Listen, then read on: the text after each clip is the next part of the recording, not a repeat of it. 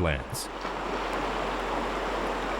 Not only in the Philippines, most indigenous peoples regard their territories, their land as their life. This is not only because they get their living out of this land, but basically all of their beliefs and practices, their culture springs out from this land. So, of course, if you don't have land, how can you have this culture or how can you retain this culture? The crew visited Mount Halcon again to seek out a tribe among the Mangyan that resolved their land rights issues and was able to protect their ancestral lands.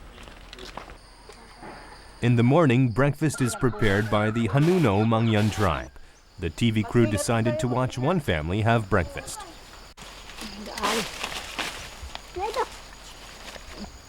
They ate mushrooms gathered from the nearby forest and cassava, a part of their staple diet, and that was all. Although they eat simple meals unlike the food offered in the city, they seemed happier and more relaxed than the other indigenous people interviewed. Several women were separating cotton flax from plants to make thread. They live a traditional tribal life, just like their ancestors did. It was astounding to see an elementary school nestled deep in the mountain. Formal educational opportunities that other indigenous people can only dream of having in their villages exist here. How were they able to open schools and offer education to their people?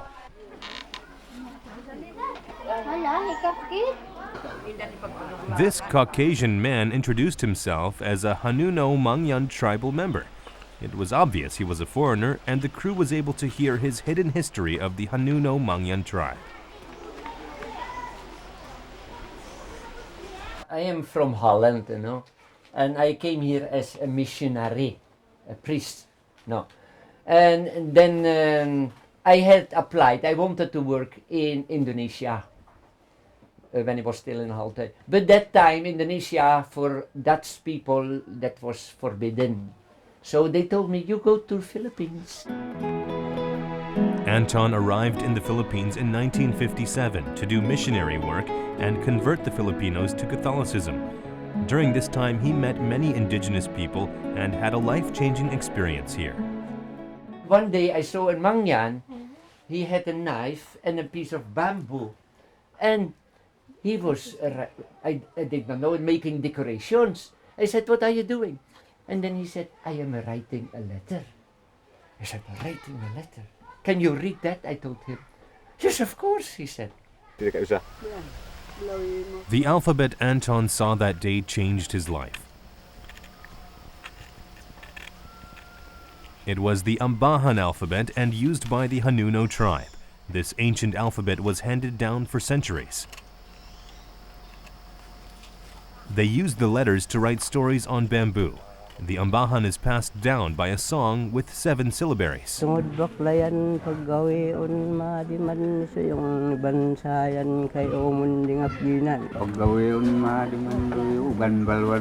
The main characteristic of an Ambahan song is that it is sung like a conversation between two people.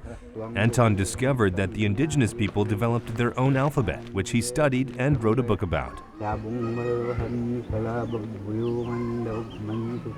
Thanks to his efforts, the Ambahan language is the only Filipino heritage to be registered as a memory of the world by UNESCO. Intrigued by the Ambahan alphabet, Anton settled down for the last 50 years to research the culture of the indigenous people. He advocated a strong policy to protect the land rights of the Hanuno Mangyan because that would in turn protect the tribe. Since the Hanuno Mangyan were able to retain their land, they were able to live in peace and preserve their traditions.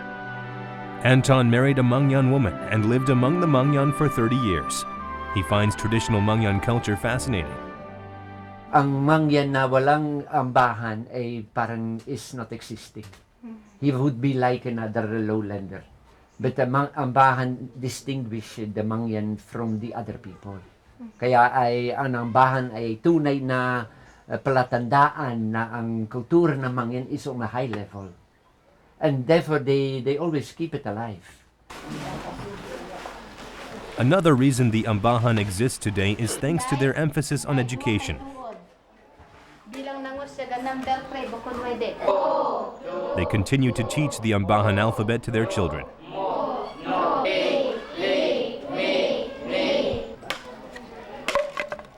As it was for their forebears, the Ambahan still plays a large role in the lives of the Hanuno Mangyan. The people continue to sing Ambahan to this day and record events in their native alphabet. Putyo kan sa binungan na patindog gitida dangay ipaghinama. Siya daw ay nandito na at talagang kayo ay tinatanggap ng mga Mangyan na kayo nandito. Influenced by the remarkable skill with which Anton sings the Ambahan, the Hanuno tribe tries hard to preserve their traditional way of life. Their peaceful lifestyle is also the basis of their supreme confidence in their culture. The tribe gets ready to perform a special dance for the TV crew.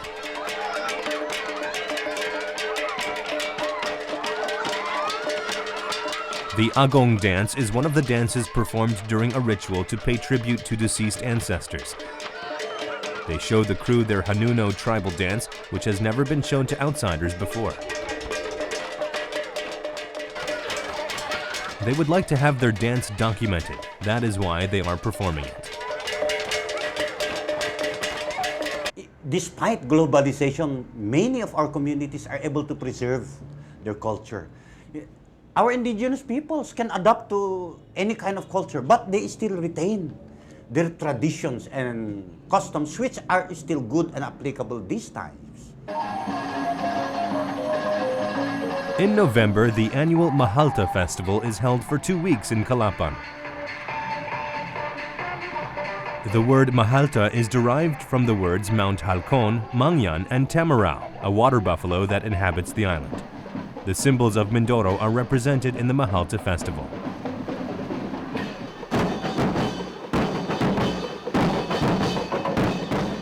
Ang Mahalta ay isinagawa namin para ipakita na sa buong mundo, sa mga tao, na ganito kayaman o ganito ang aming kultura.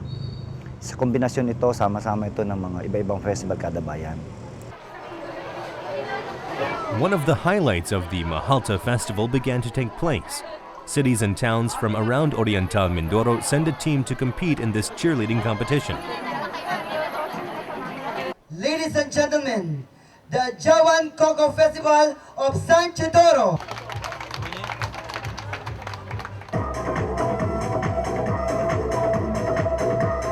The Santa Odor team performed a modernized version of an Iraya Mangyan tribal dance. Though the Mahalta festival is like a competition, it also plays an important role in showing the indigenous people's culture and instilling pride among them. The festival is also a kind of social experiment that shows how indigenous culture can be a part of the future of the Philippines.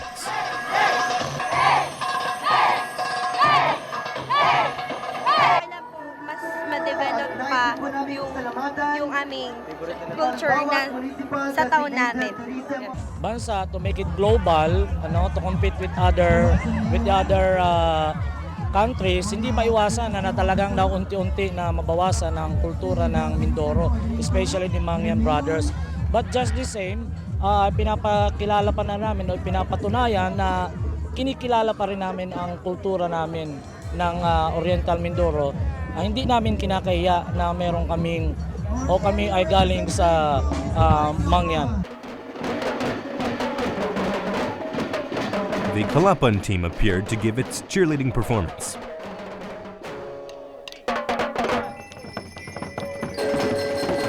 Members played a variety of tribal music with traditional instruments.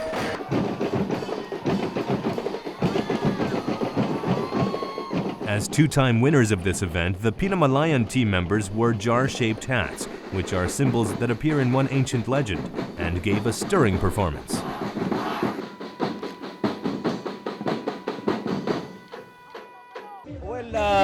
dapat talaga kasi i-promote natin yung ating culture, yung ating history, so that we can also promote yung tourism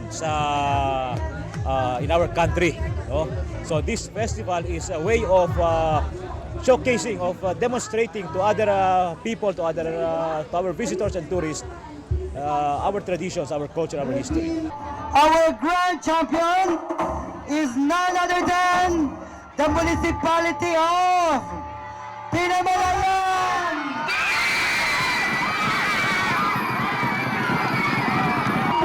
The Pinamalayan team won the event again, which gives them 3 consecutive victories.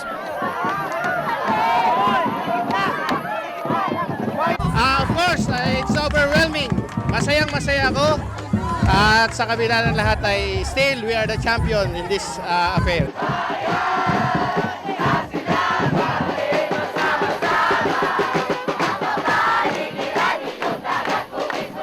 The magnificent festivals of the Philippines are well known around the world.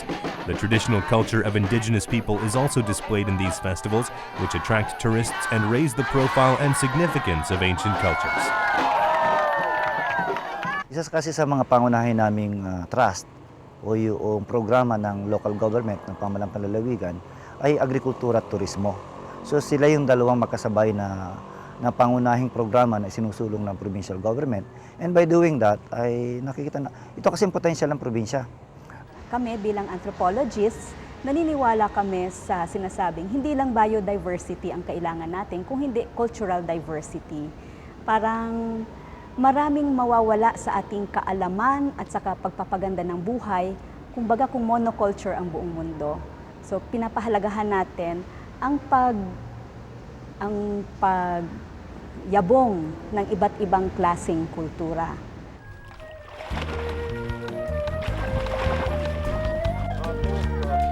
Early in the morning, the crew met Waida in Bakilan, where many Aita people are gathered.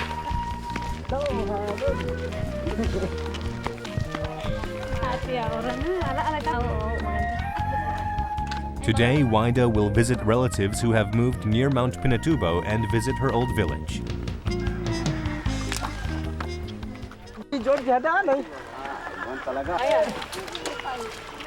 Familiar faces appear among the people carrying fruit and corn grown in Guzman to Bakilan.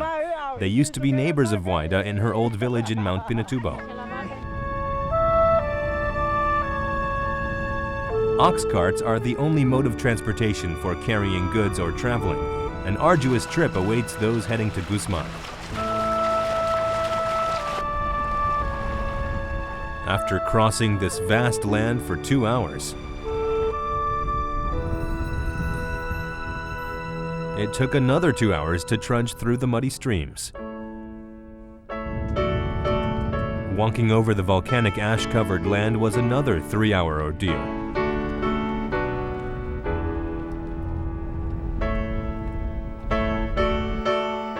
As the travelers and water buffalo got weary, it was time to take a break. Kasi tanghali na at saka malayo pa yung pupuntahan kaya nagdudo na dito at pahinga na rin ang tao at saka ng kalabaw. Like the Aita she is, Waida cooked rice in less than 10 minutes. More and more Aita are taking the long, difficult journey back to their hometowns.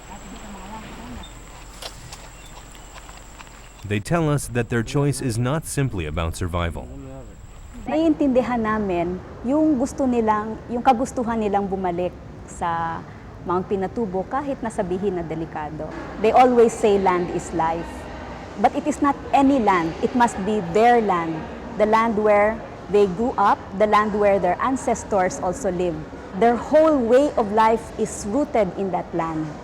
Therefore, if they cannot go back to that particular land, then they lose their way of life as Aita of that area.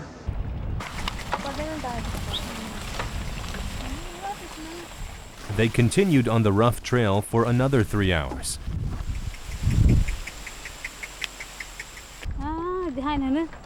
Guzman appeared in the distance at last.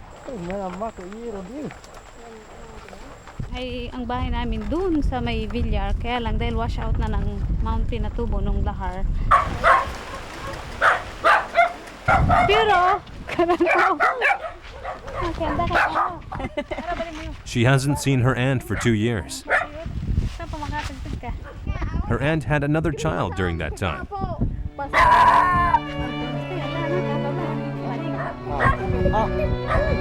As Mount Pinatubo appeared, the mountain seemed to be just a stone's throw away from Waida's hometown, Guzman. After Mount Pinatubo erupted, black volcanic ash completely covered the village. 17 years have passed since that fateful day, and the foliage has gradually grown back little by little. There are flowers scattered around the village and fruit is grown around it. The sound of children's laughter rang through the village as well. The villagers were farming the land again, just like they used to before Mount Pinatubo's eruption.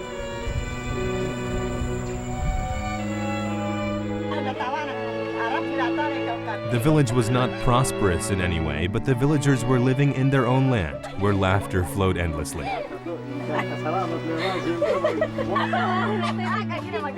It is their rightful ancestral land and supports their families and neighbors. This is the land of the Aita tribe, and it beckons them to return. Mas mabuti naman anak ko bumalik sila dito para magkadamay-damay kami dito sa paghirap at sa paghalaman. After enduring a grueling 8-hour trip, Waida stayed for merely an hour in the village where she was born and raised. In that single hour, Waida brimmed with happiness, as if she had finally found closure for her 17 years of longing for her ancestral lands.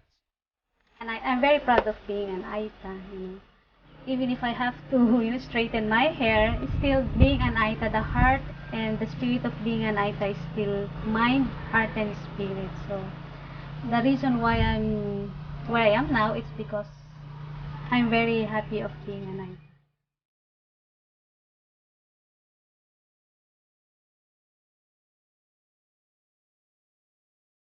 Asia is rich in cultural diversity and home to thousands of ethnic minorities. To the indigenous people of the Philippines, land is critical for survival. Their life and culture are deeply rooted in their ancestral lands as well. To preserve their livelihood, the future of Asia's resources and ancient cultures, their lands must be protected.